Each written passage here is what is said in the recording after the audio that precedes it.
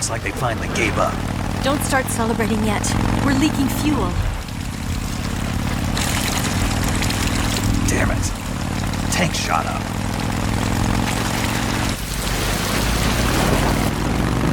Crap.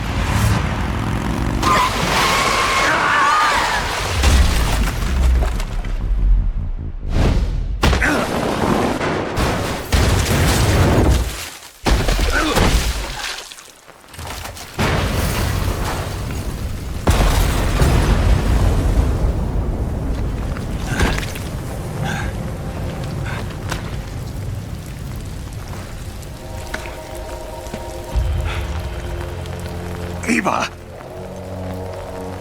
I'm over here.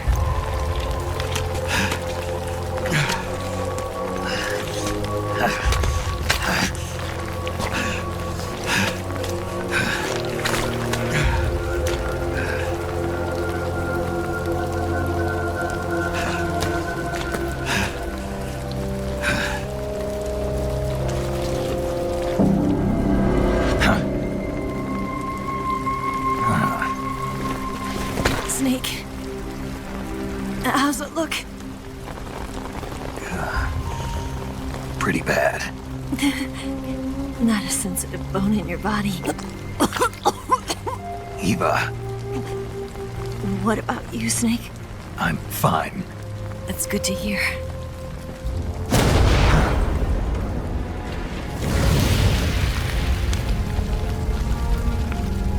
We have to get away from here, Eva. Let's go. Leave me. Eva! The boss is waiting for you. You have to go. Give me a gun. No, we're getting out of here. We're still far away from the lake. I'll never make it. I can't believe this. I never thought I'd see you act this weak. What do you mean? Listen to me, Eva. We're doing this together. No, you... Eva, I need you. Say that one more time. I need you. I can't fly the wig by myself.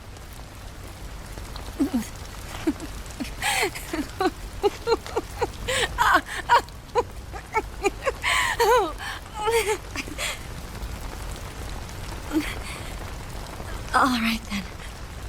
I guess I'd better help you out.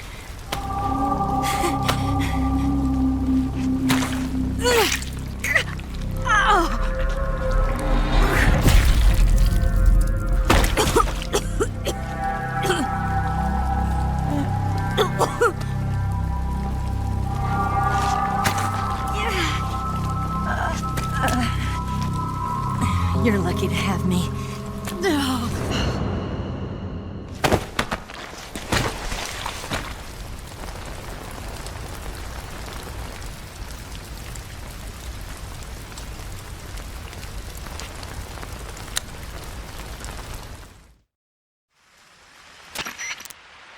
Snake, can you hear me? Paramedic, thank God. Eva's been seriously hurt. So have you. Luckily, I think her organs are all intact, but... Calm down, Snake. Calm down. You'll both be fine as long as you get the proper emergency treatment. But you're the only one who can do this. Understand? So you've got to calm down. Right. Okay. Okay. Now let's open up the survival viewer and treat the injury. Do you have supplies with you? I'm running kind of short. Then by switching the survival viewer over to Eva, you can treat her wounds too. Now get to work. Oh, and Snake, I'm pretty sure you know this already, but if you don't have enough supplies for the both of you, your wounds come first. Do you get my meaning, Snake? You've still got a mission to complete. Yeah, I know what I have to do. Snake? Like this.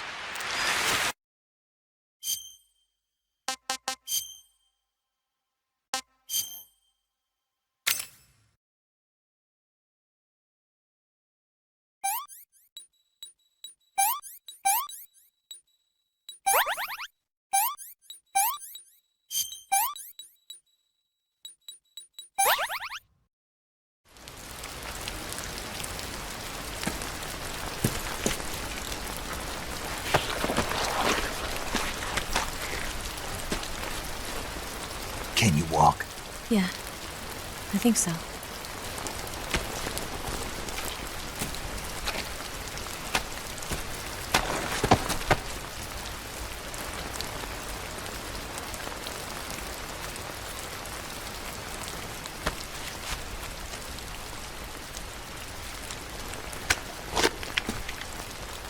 Here. It's different from the Mauser. When you're using a two-hand grip, you have to be careful where you put your hands or your fingers will get burned by the exhaust gas from the cylinder gap.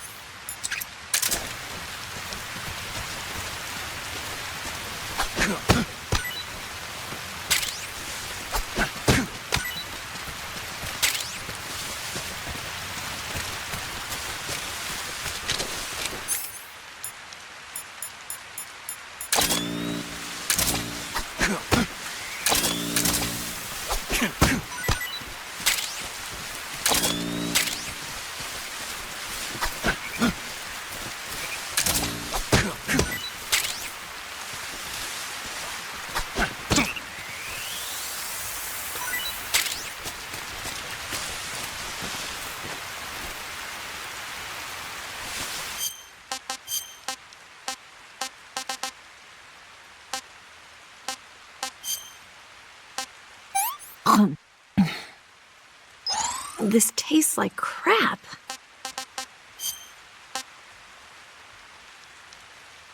Oh, yuck.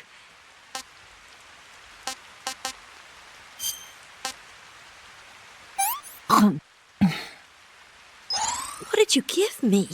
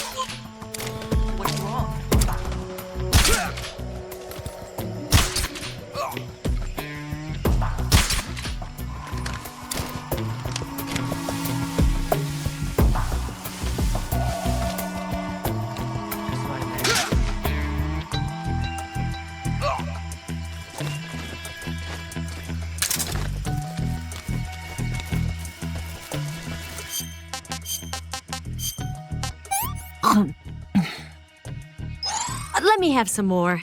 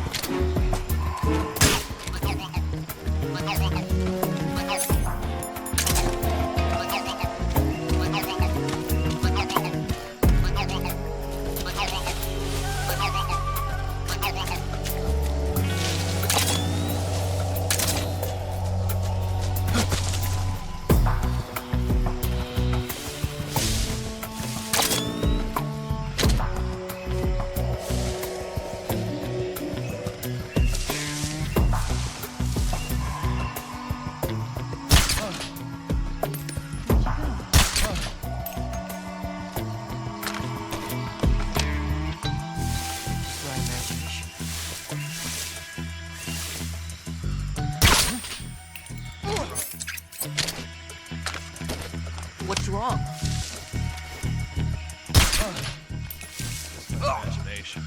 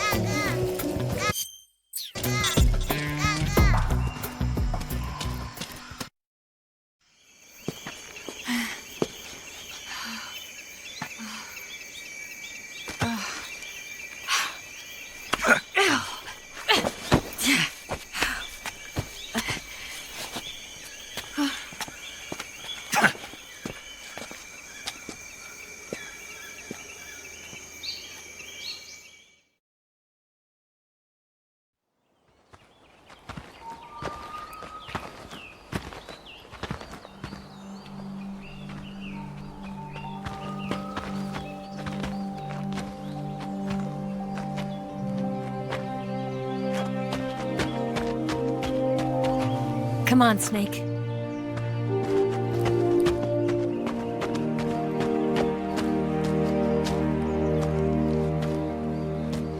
We made it. We made it. Over there.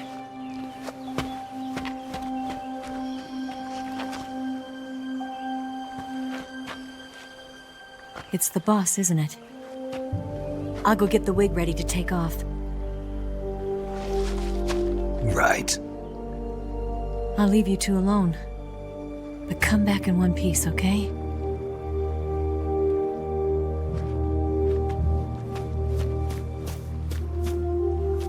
Promise me!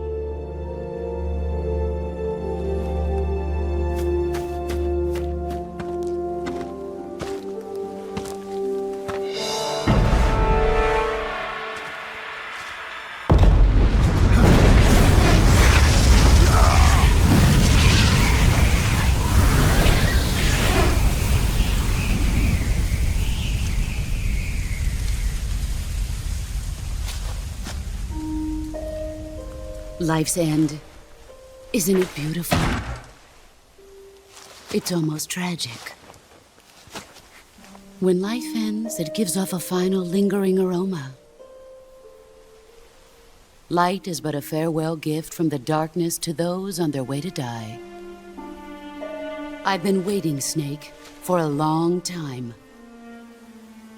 Waiting for your birth, your growth, and the finality of today. Boss. Why are you doing this? Why? To make the world one again. The world used to be whole. But with the end of the Second World War, the philosophers began to fight amongst themselves, and the world was torn apart. The Cobras, my comrades who trained and fought alongside me, were torn apart as well. The foibles of politics and the march of time can turn friends into enemies just as easily as the wind changes. Ridiculous, isn't it? Yesterday's ally becomes today's opposition. And this Cold War? Think back. When I was leading the Cobras, America and Russia were fighting together. Now, consider whether America and Russia will still be enemies in the 21st century. Somehow I doubt it. Enemies change along with the times, the flow of the ages, and we soldiers are forced to play along. I didn't raise you and shape you into the man you are today just so we could face each other in battle. A soldier's skills aren't meant to be used to hurt friends. So then what is an enemy? Is there such a thing as an absolute timeless enemy? There is no such thing, and never has been.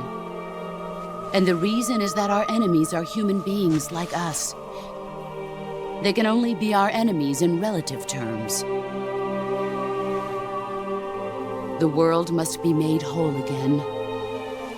The philosophers must be reunited. I will devote my skills to that purpose. And with the Colonel's money, I will achieve that end.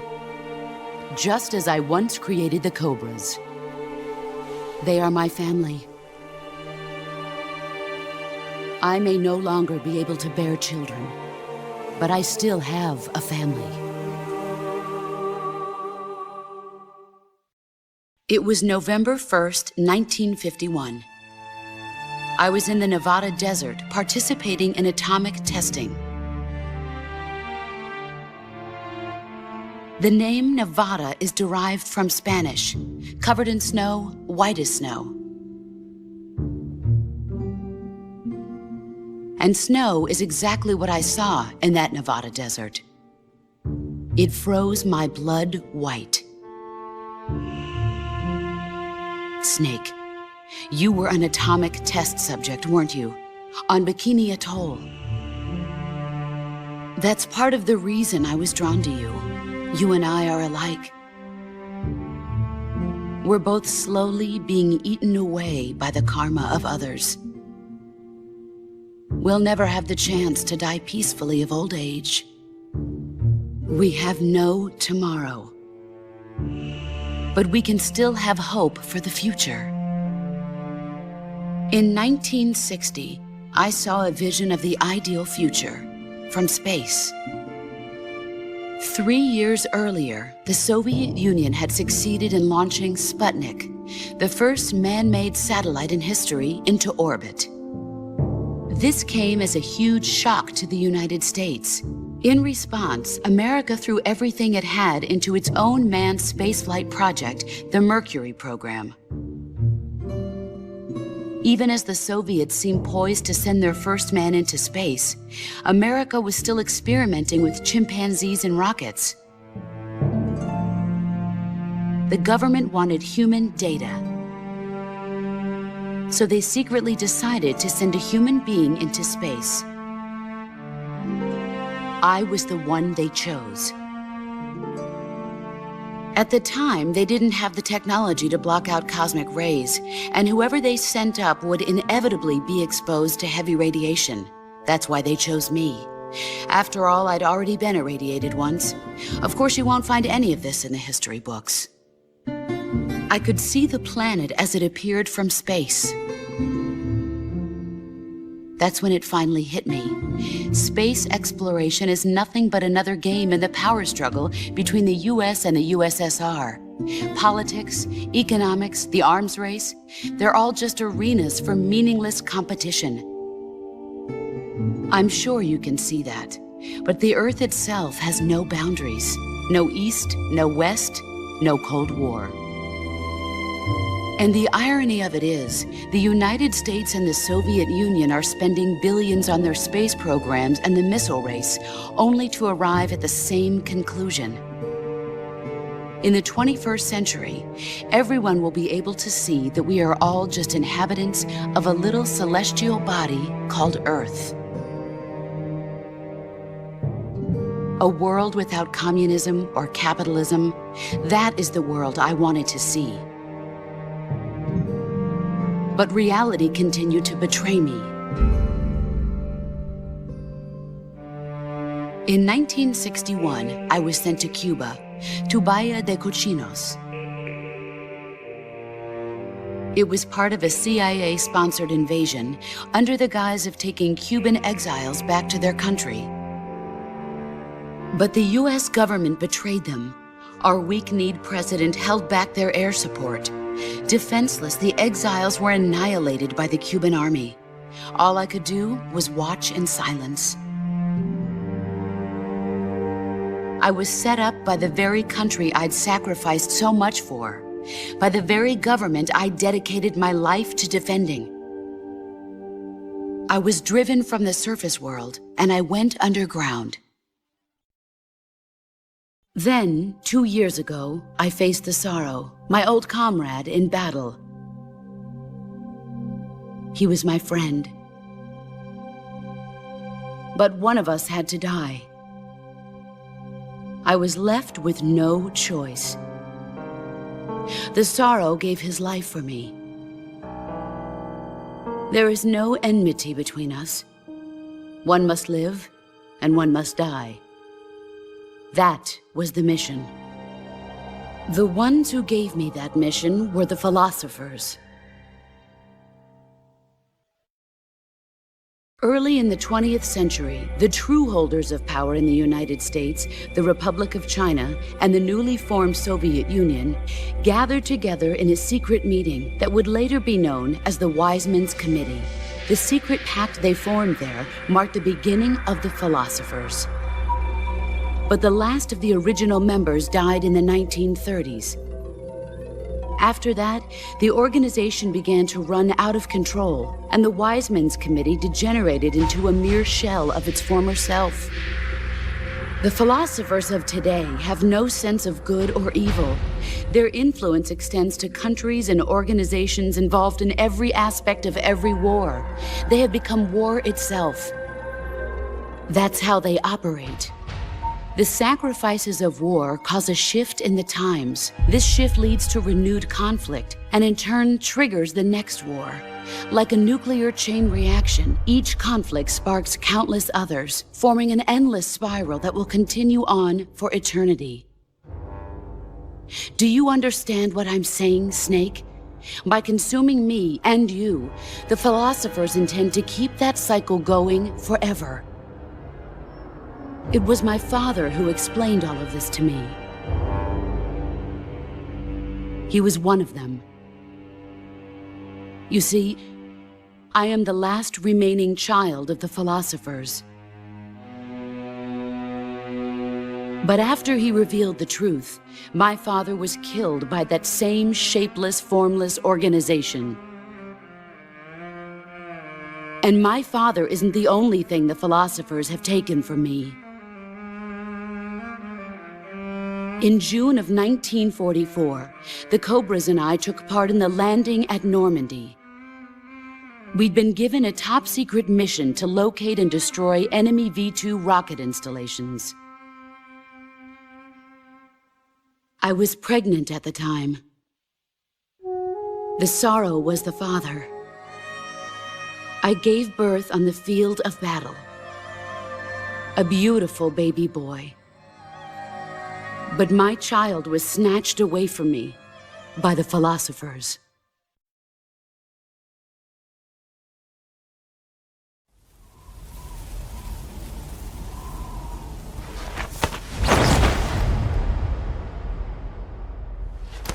Look at this scar. This is proof that I was once a mother. I gave up my body and my child for my country. There is nothing left inside me now. Nothing at all. No hatred, not even regret. And yet sometimes at night, I can still feel the pain creeping up inside me, slithering through my body like a snake.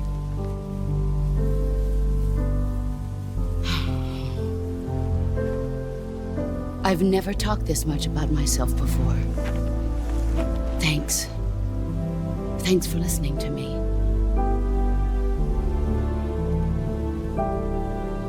I feel content. Snake, commence the operation. I raised you. I loved you. I've given you weapons, taught you techniques, endowed you with knowledge. There is nothing more for me to give you. All that's left for you to take is my life, by your own hand. One must die, and one must live. No victory, no defeat. The survivor will carry on the fight. It is our destiny. The one who survives will inherit the title of boss. And the one who inherits the title of boss will face an existence of endless battle. I'll give you 10 minutes. In 10 minutes, MiGs will come and bomb the hell out of this place. If you can beat me in less than 10 minutes, you'll be able to escape in time. Let's make this the greatest 10 minutes of our lives, Jack. Boss. You're a soldier. Finish your mission. Prove your loyalty. Face me.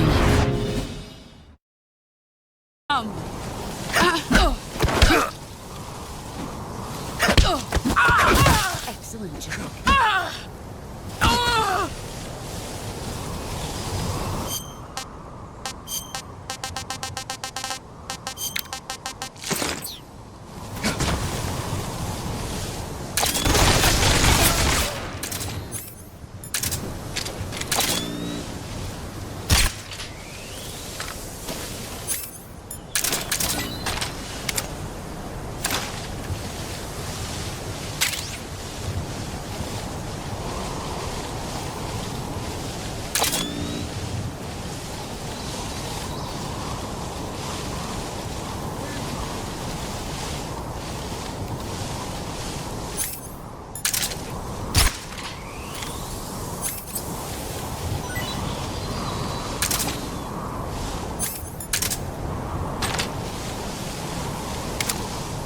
Where are you?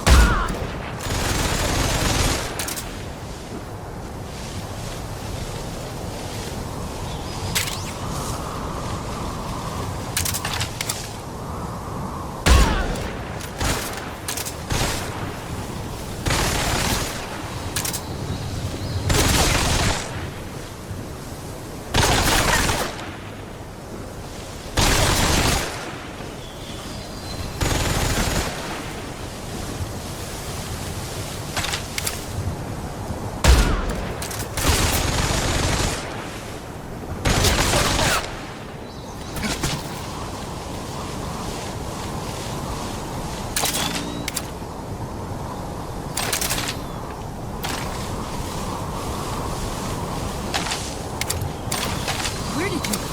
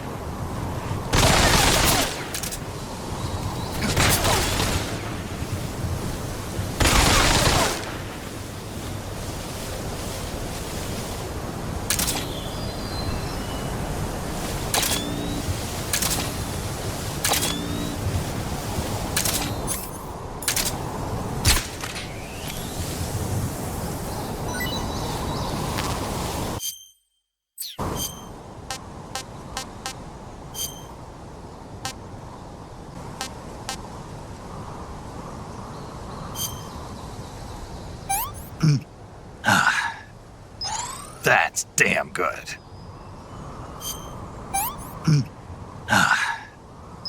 I want some more.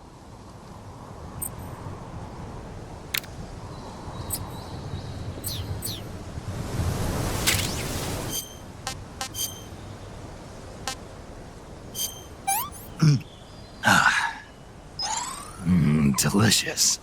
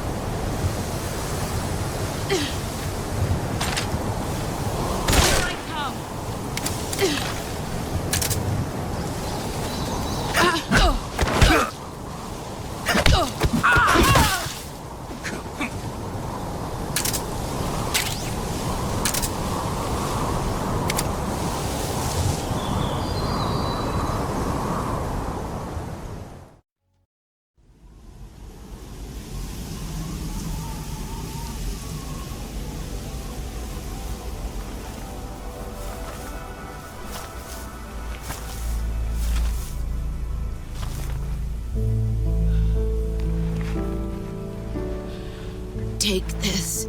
Keep it safe.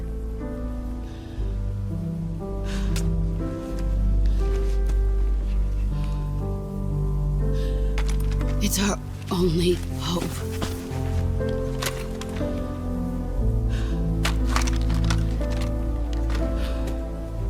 A patriot? Why are you giving me this? Jack. Or should I say, Snake. You're a wonderful man. Kill me. Kill me now. Do it.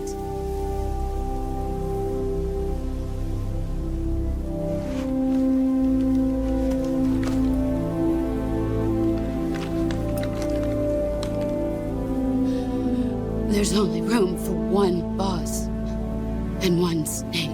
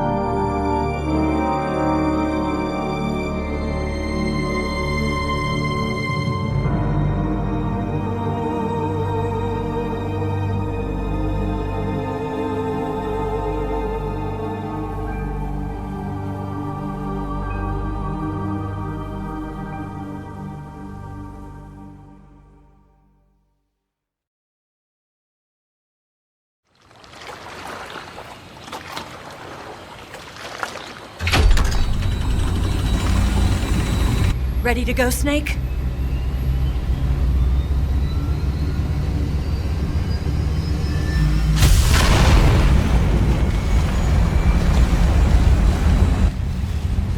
Are you okay? Snake? Yeah.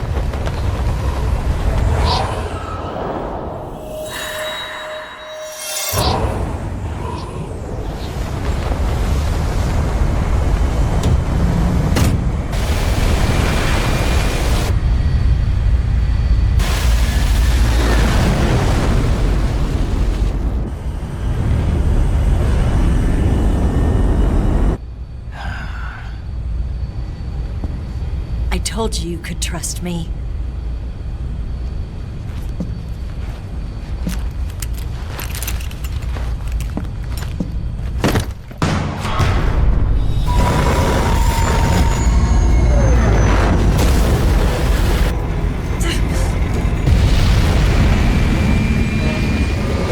Snake!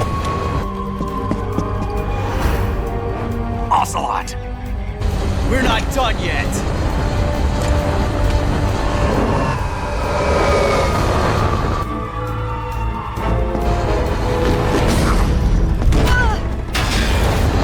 Damn!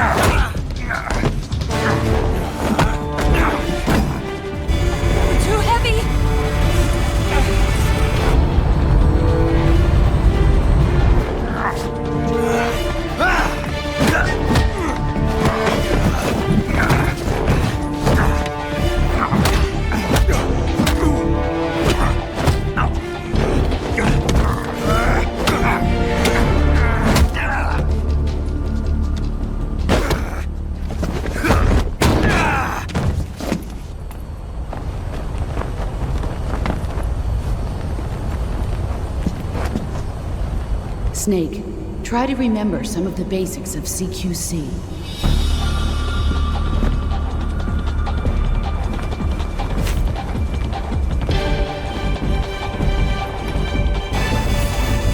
Not good!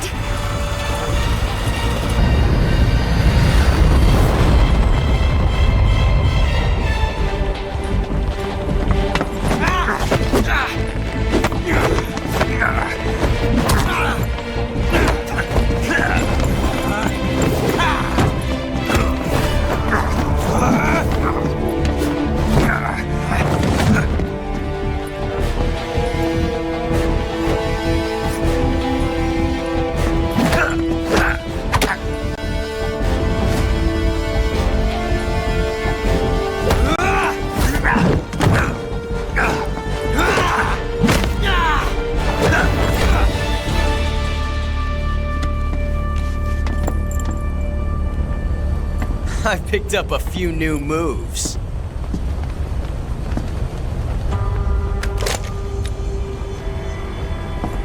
Huh.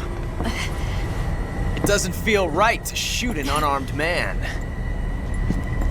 But I'll get over it. Eva!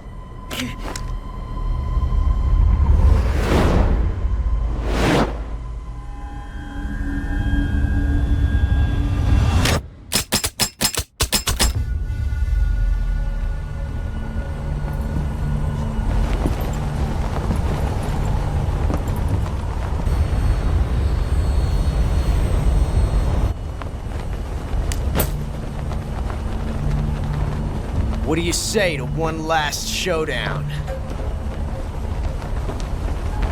Yeah, all right.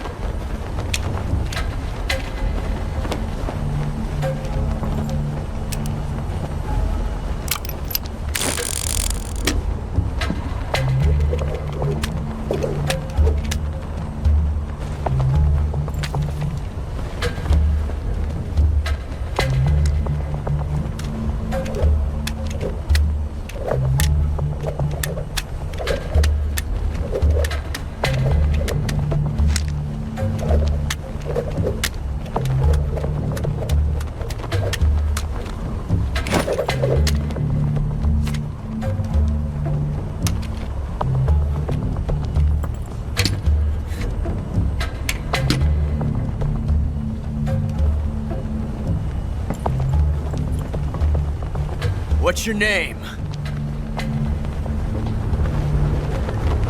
Snake. No, not that name. You're not a snake, and I'm not an ocelot. We're men with names. My name is Adamska. What's yours? John. Very well, John. Plain name. But I won't forget it.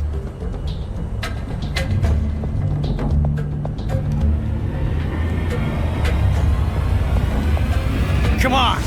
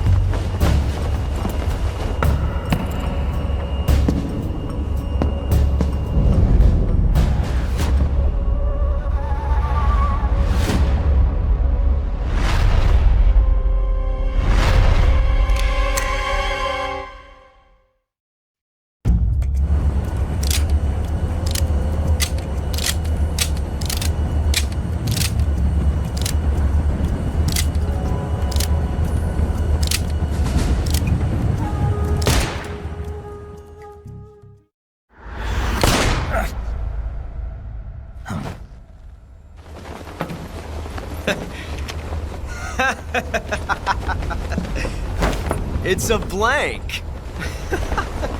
Oh, that was fun.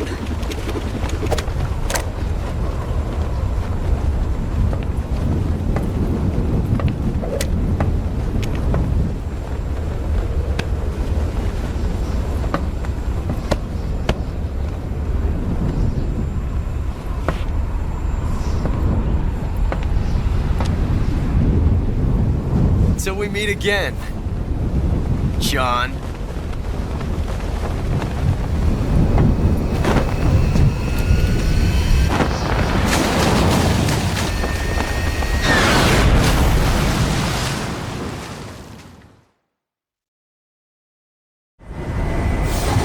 Snake!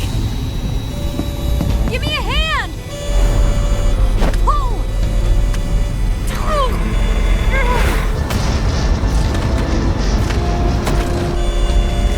Come on, pull up!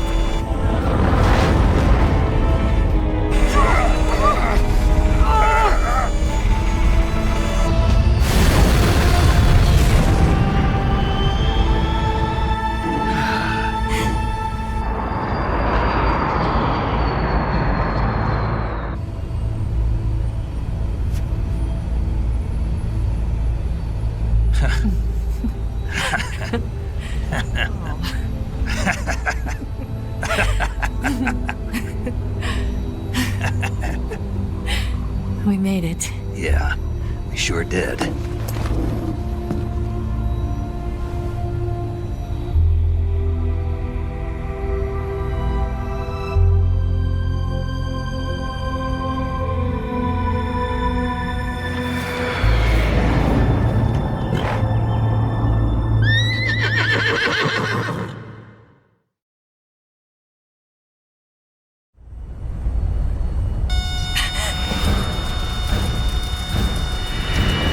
Oh no, Migs!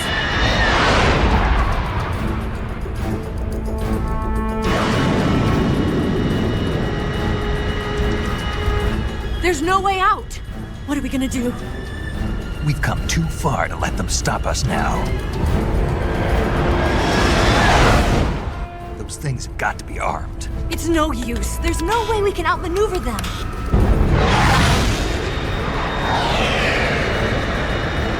They're gonna shoot us down. We were so close. Weapon systems on. Locked on target. I got towed.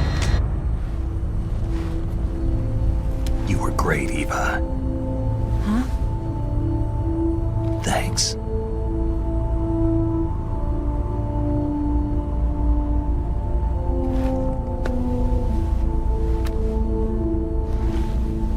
Oak 19, this is Control. Stand by for a direct order from the chairman. Oak 19, return to base immediately. Do you read me? This is a direct order from Comrade Khrushchev. Return to base immediately. Oak 19, do you copy? Understood. Aborting mission. RTB. Look! The Migs are turning back! Woo!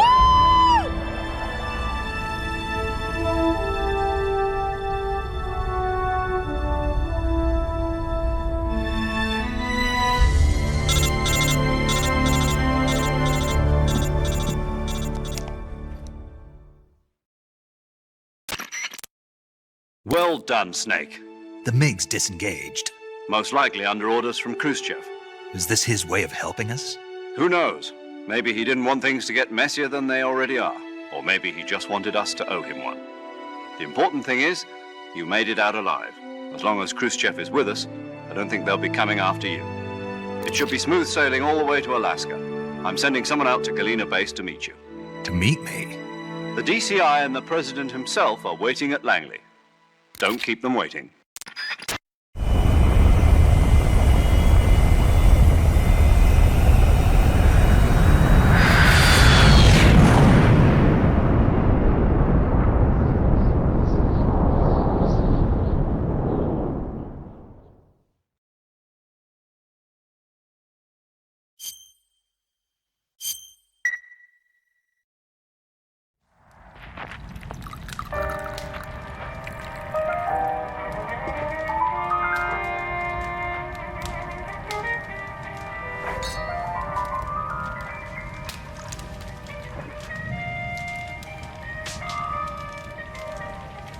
So what are you going to do now? Go back to the KGB? What do you want me to do? Did you ever think about coming back to America? I can't go back. I've left America behind me. But you saved this country. I didn't do it alone.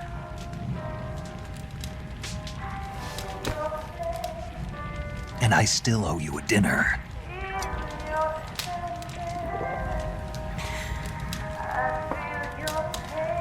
Is that part of your mission too? Or is it an order? Or is it an invitation?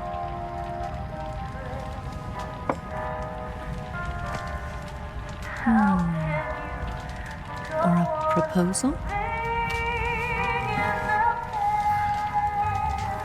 I don't take orders from anyone now.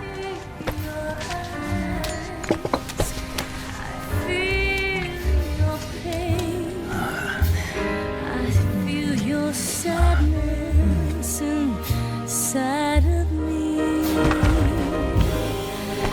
Open your heart and smile for me. You're not the only one afraid to fall in love. Dance with me again and wipe this away.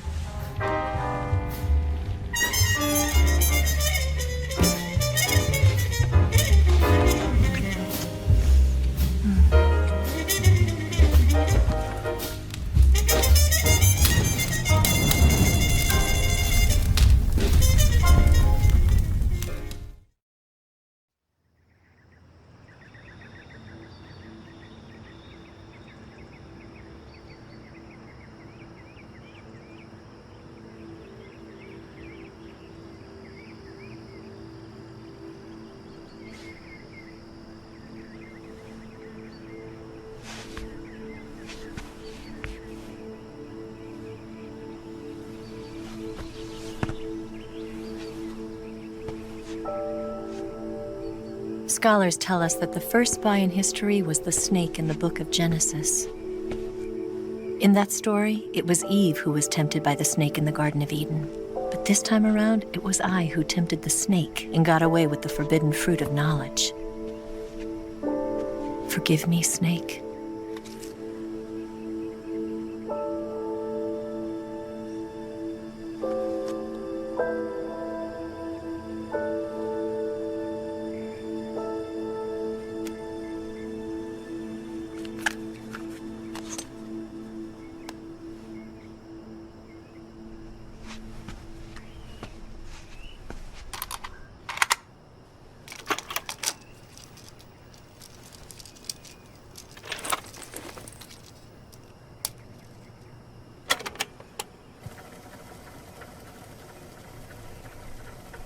Good morning, Snake.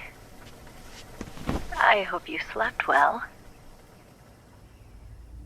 First of all, I have to apologize. I wasn't sent by Khrushchev. I'm not a KGB spy, and I never worked for the NSA. I'm an agent of the People's Republic of China for the General HQ 2nd Department of the People's Liberation Army. It was all a lie. I tricked you. And I'm sorry.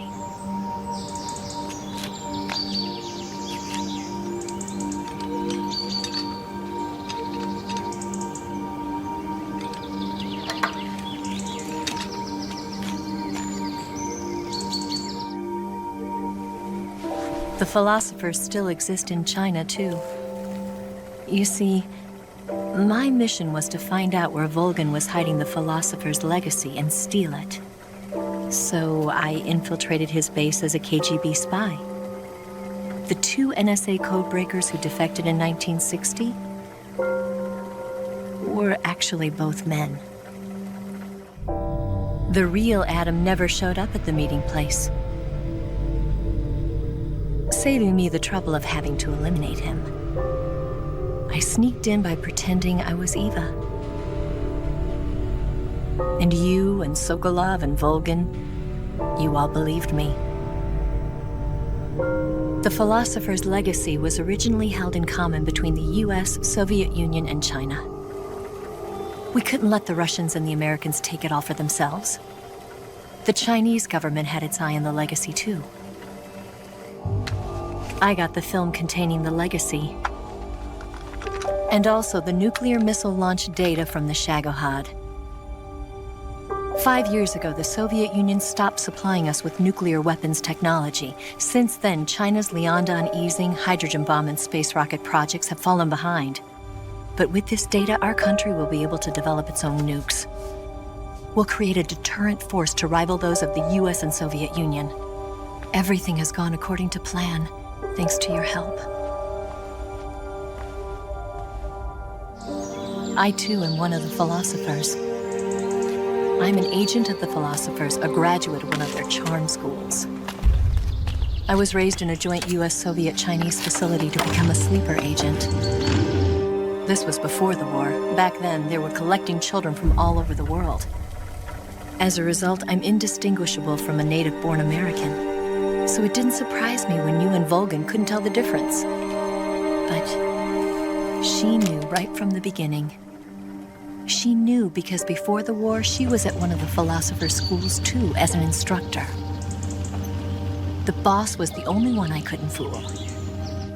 She was the only one who knew I was a fake. She told me everything. Why did she open her heart to me like that? At the time, I couldn't understand it. But now, I think I do. Snake. She wanted you to know the truth. She chose me to tell you. That's why she saved my life. I've lied to you so many times, but not this time. My orders from the government were to obtain the legacy and to eliminate everyone who knew the truth about what happened. In other words, I'm supposed to kill you.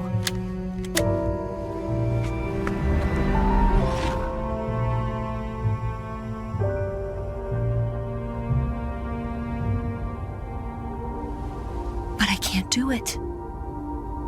Not because we loved each other. And not because you saved my life.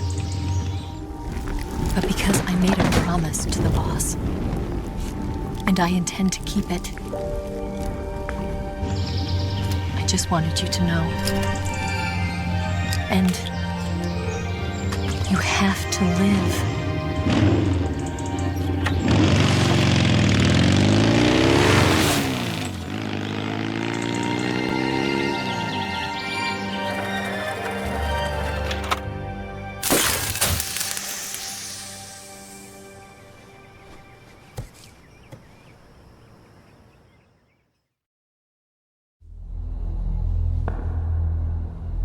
Snake, listen to me. She didn't betray the United States. No. Far from it. She was a hero who died for her country. She carried out her mission knowing full well what was going to happen. Self-sacrifice. Because that was her duty.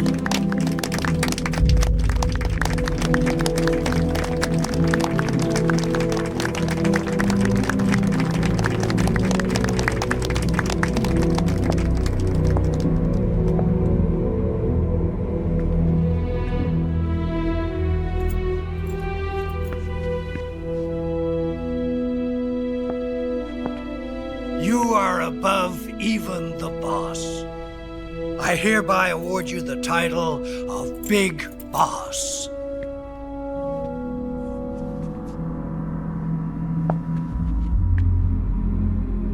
You are a true patriot.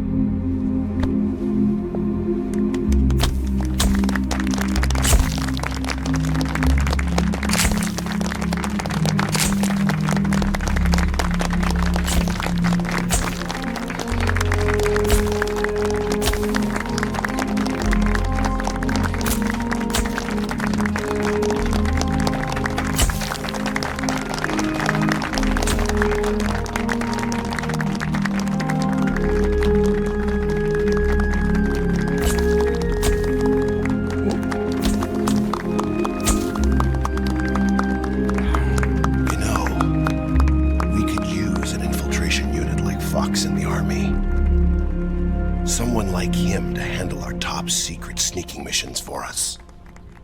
A man who combines the qualities of a soldier and an agent. The boss's defection was a ruse set up by the US government.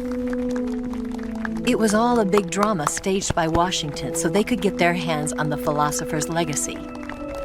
And the boss was the star of the show.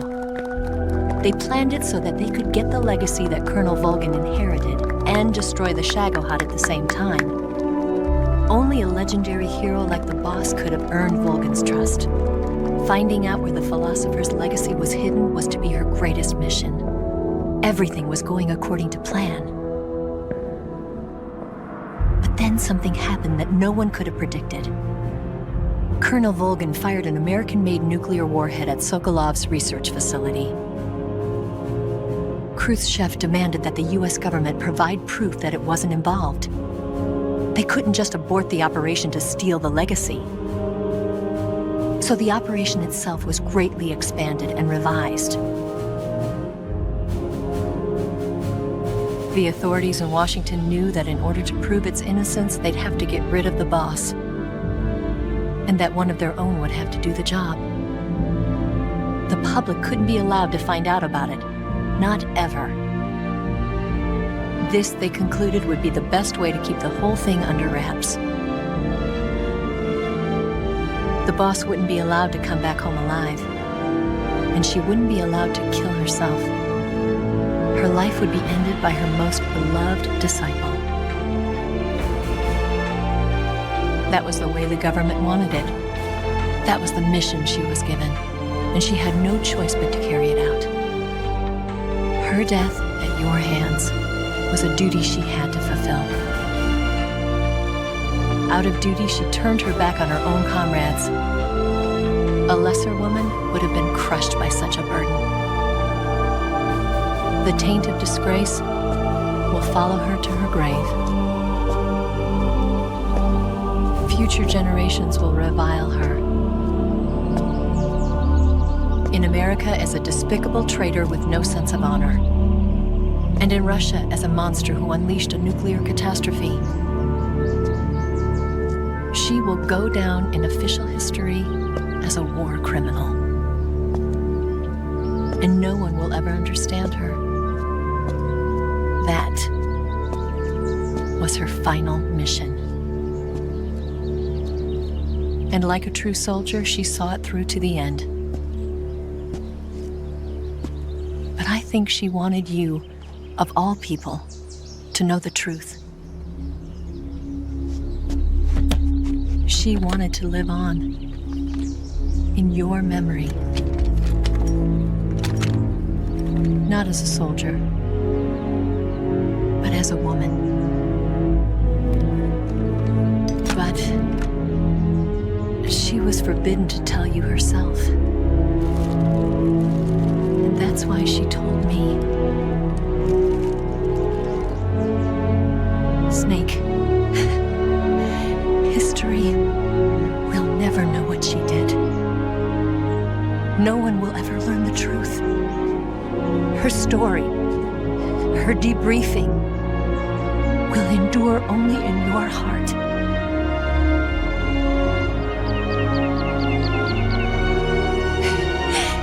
Everything she did for her country.